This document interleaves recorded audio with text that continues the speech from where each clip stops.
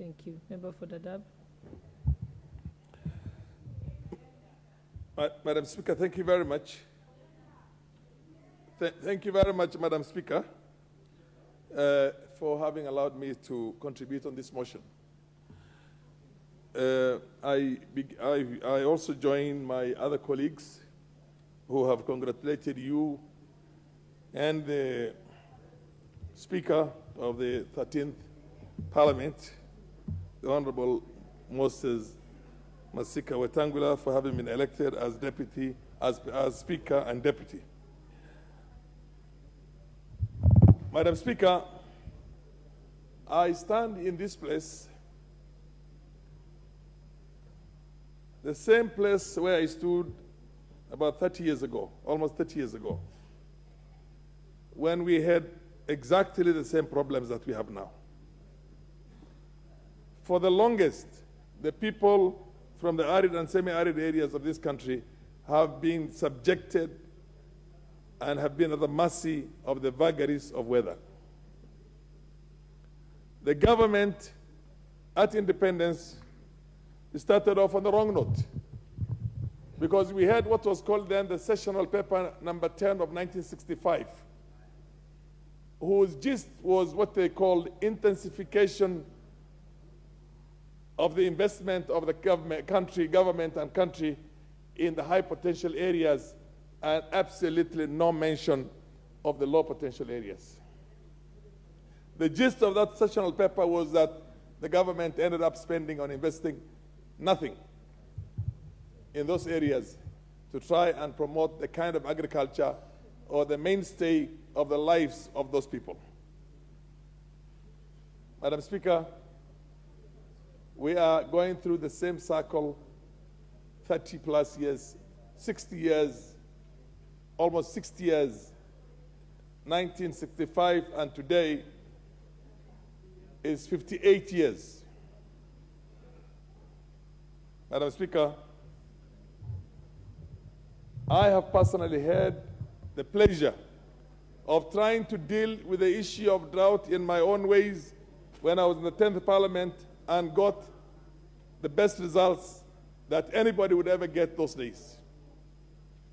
What happens, for those who are not from the pastoral backgrounds, I'll tell you, the problem with this kind of weather is that there are limited number of water points. Because of the limited number of water points, the livestock will congregate in that place and will eat all the pasture. So the area itself becomes totally degraded and does not have any pasture. But because there is no water where the pasture is, and there's no pasture where the water is, the animal have got to go like 3 days or 2 days to go and look for pasture.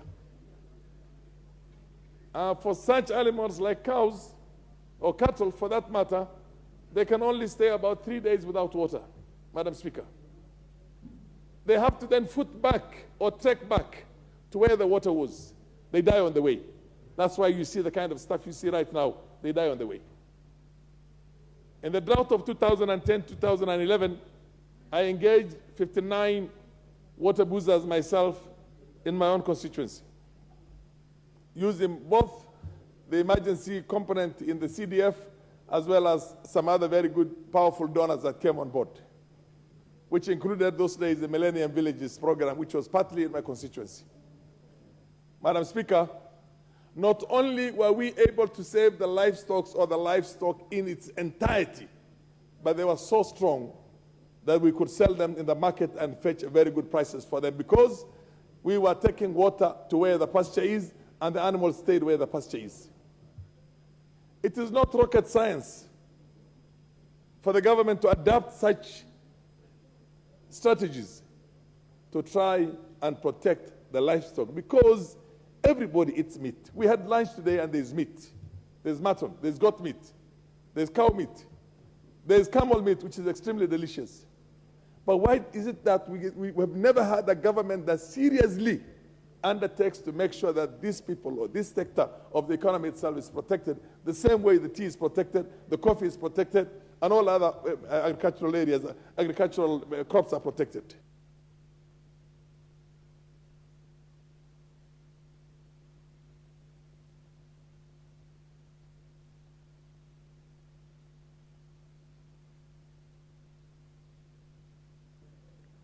You may have one.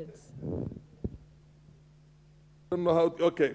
There you go. I thank you for your 1 minute. Being a former speaker myself, who has been out of this parliament for the last 10 days for one reason or the other, I took a little bit longer and there was a lot of... But the idea is, for God's sake, let's get for once a government that cares about these people and this sector of the economy itself. For once. The ideas and the strategies are in abundance. You go to Namibia, they have got the biggest ranches there.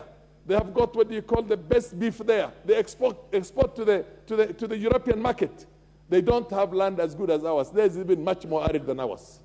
But because of the intervention of the government, because of the fact that there is water everywhere and there is the growing of the grass itself, they are able to benefit from that. Botswana, the same thing. And a number of other countries, the same thing. But we need to we tried to do something in Galana, all out of corruption. The whole money went. Thank you.